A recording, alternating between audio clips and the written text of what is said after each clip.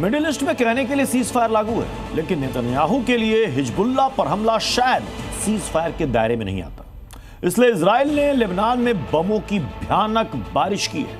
वहीं दूसरी ओर हिजबुल्लाह भी इजराइल पर पलटवार की धमकी दे रहा है। इजराइल से सिर्फ 10 किलोमीटर दूर 2 किलोमीटर तक फैली हुई लगभग 10 साल में बनाई गई स्नाइपर बंदूकें, विस्फोटक हिजबुल्लाह लड़ाकों का ठिकाना।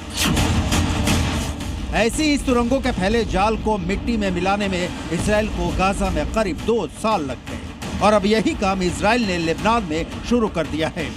हिजबुल्लाह के जमीन के अंदर सुरंगें बनाकर महफूज रहने पर पूर्ण विराम लगा दिया है। पिछले 24 घंटे में इजरायली डिफेंस फोर्स ने ऐसी 2 सुरंगों को ध्वस्त कर दिया है। और यही नहीं, सीज फायर के धज्जियां उड़ाते हुए इजराइल ने लेबनान के दूसरे इलाकों बीत जवी बेका घाटी में हिजबुल्लाह के ठिकानों, रॉकेट लॉन्चर और लड़ाकों पर हमले किए हैं।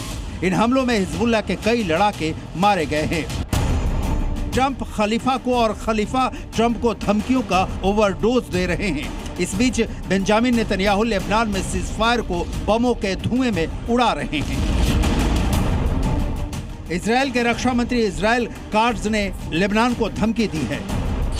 प्रधानमंत्री बेंजामिन नेतन्याहू और मैंने इजरायली सेना को आदेश दिया है कि ब्लू लाइन तक के सुरक्षा क्षेत्र में जमीन के ऊपर और नीचे मौजूद सभी आतंकी ढांचे को गाजा की तरफ पूरी तरह खत्म कर दिया जाए, ताकि गैलीली इलाके में रहने वाले लोगों को खतरे से बचाया जा सके।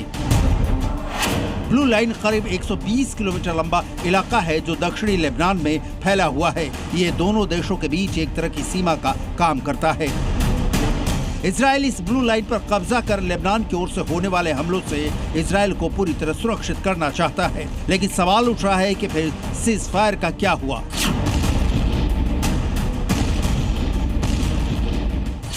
16 अप्रैल 2026 को अमेरिका की मध्यस्थता में इजराइल और हिजबुल्लाह के बीच सीज फायर हुआ। इसे बाद में 3 हफ्ते और बढ़ाया गया, लेकिन कुछ ही दिनों में दोनों तरफ से आरोप प्रत्यारोप शुरू हो गए। इजराइल ने दावा किया कि हिजबुल्लाह ने रॉकेट दागे और ड्रोन हमले किए। हिजबुल्लाह ने इजराइल के हमले को सीज फायर का उल्लंघन बताया और बदला लेने की धमकी दी। तपती गर्मी में मिडिल ईस्ट के हालात किसी ज्वालामुखी की तरह धधक रहे हैं। लेबनान के स्वास्थ्य मंत्रालय के मुताबिक 2 मार्च 2026 से शुरू हुए इस खूनी संघर्ष में अब तक 2534 लोगों की जान जा चुकी है। 7863 से अधिक लोग बुरी तरह घायल हुए हैं। लेबनान की लगभग 20% आबादी यानी 10 लाख से ज्यादा लोग अपने घरों को छोड़कर दर दर भटकने को मजबूर हैं। लेबनान के शहरों और गांवों में मलबे के ढेर और बिलियनों डॉलर की बर्बादी इस युद्ध की गवाही है। इजराइल के लेबनान पर हमले ईरान अमेरिका के बीच इस्लामाबाद टॉक्स के दौरान किसी समझौते पर दस्तखत नहीं होने की सबसे बड़ी वजह बनी थी। ईरान इस बात पर अंत तक टिका रहा कि इजराइल को लेबनान पर हमले बंद करने होंगे, लेकिन अमेरिका इसका भरोसा नहीं दे सका। इसकी वजह है इजराइल का हिजबुल्लाह को लेकर क्लियर स्टैंड। लेबनान के हिजबुल्लाह ईरान पोषित हैं।